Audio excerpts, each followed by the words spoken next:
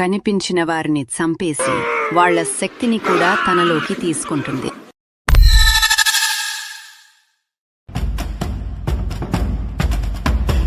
పోరాటం జరుగుతూ ఉంటుంది. అక్కడ రోహిణి మరియు హాసిని ఇద్దరూ నవ్వుకుంటూ ఉండటం చూసి, నిన్ను వెతుక్కుంటూ నేనే ఆశ్రమాన్ని వదిలి వెళ్ళిపోయాను. ఆహారం ఏమీ లేకుండా వారం రోజుల పాటు తిరగడంతో శక్తి క్షీణించి చనిపోయాను. నిన్ను విడిచి వెళ్ళాలి అని నాకు కూడా ఇష్టం లేదు రోహిణి, కానీ అప్పటి పరిస్థితులు అలా ఉన్నాయి. నేను నీ కోసం వచ్చేటప్పటికి నువ్వక్కడ లేవు. అందుకే హాసిని, నిన్ను కూడా చంపేస్తే మనమిద్దరం కలిసి సంతోషంగా ఉండొచ్చు. హాసినికి ఏం చేయాలో అర్థం కాలేదు. ఇంతలో అక్కడికి భైరవ వచ్చి ఆ భూతాన్ని తోసేస్తాడు. మరొక వైపు క్షుద్ర చేతిలో ఓడిపోయిన తంత్ర కోపంతో, ఇంకా చాలు క్షుద్ర, నేను మళ్ళీ వస్తా. నిన్ను ఓడించడానికి నా శక్తుల్ని పెంచుకుని వస్తా. అప్పుడు క్షుద్ర అక్కడి నుండి వేగంగా వెళ్తాడు. మంత్రం వేసి రోహిణిని బంధిస్తాడు. నన్ను వదిలేసే అస్సలు నువ్వు ఎవరు? నాకెందుకు అడ్డొస్తున్నావు? నన్ను విడిచిపెట్టు. అస్సలు నువ్వు కోపంతో ఏం చేస్తున్నావో నీకు తెలుస్తుందా? మీ స్నేహితురాల్ని చంపేస్తున్నావు. నేను నా స్నేహితురాలితో సంతోషంగా ఉండాలి అనుకుంటున్నాను. దానికి ఇది ఒక్కటే మార్గం. హాసినితో కలిసి సంతోషంగా ఉండటమే రోహిణికి కావాల్సింది. దానికోసం ఎంతకైనా తెగిస్తుంది, ఏమైనా చేస్తుంది. క్షుద్ర, మీరింక నన్ను వదిలేయండి. నాకిది జరగాల్సిందే. ఆ భూతం నిన్ను చంపాలి అనుకుంటుంది, కాబట్టి నువ్వు కాస్త ఆగు.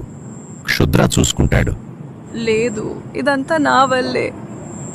ఆ రోజు నేను రోహిణిని వదిలి వెళ్లకుండా ఉండాల్సింది. చాలా తప్పు చేశాను. ఇదంతా చూసిన క్షుద్ర పరిస్థితిని అర్థం చేసుకుని ఒక మార్గాన్ని ఆలోచిస్తాడు. అందరూ అక్కడి నుండి క్షుద్ర ఉండే స్థలానికి వెళ్తారు. అప్పుడు క్షుద్ర రోహిణితో ఒక విషయం చెప్తాడు. దానికి రోహిణి కూడా ఒప్పుకుంటుంది. ఆ తర్వాత రోహిణి చుట్టూ దీపాలు పెట్టి క్షుద్ర మంత్రాలు చదువుతూ పూజ చేస్తాడు.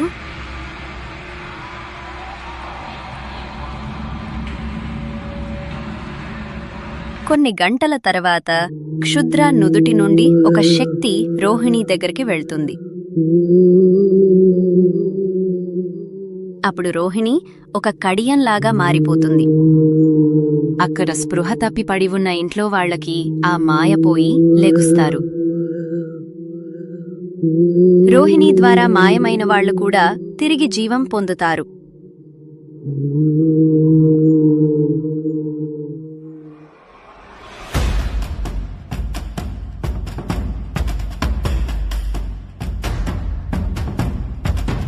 హాసిని, దీనిలో రోహిణి ఆత్మ ఇమిడి ఉంటుంది. దీన్ని నీ చేతికి ధరించు.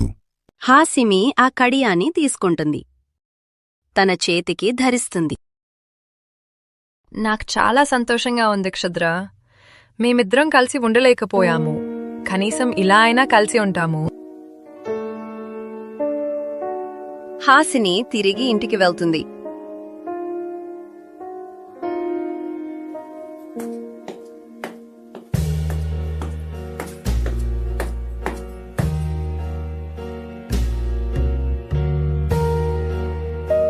హాసినిని చూసి అందరూ చాలా సంతోషపడతారు. అప్పుడు హాసిని జరిగింది మొత్తం ఇంట్లో వాళ్ళకి చెప్తుంది.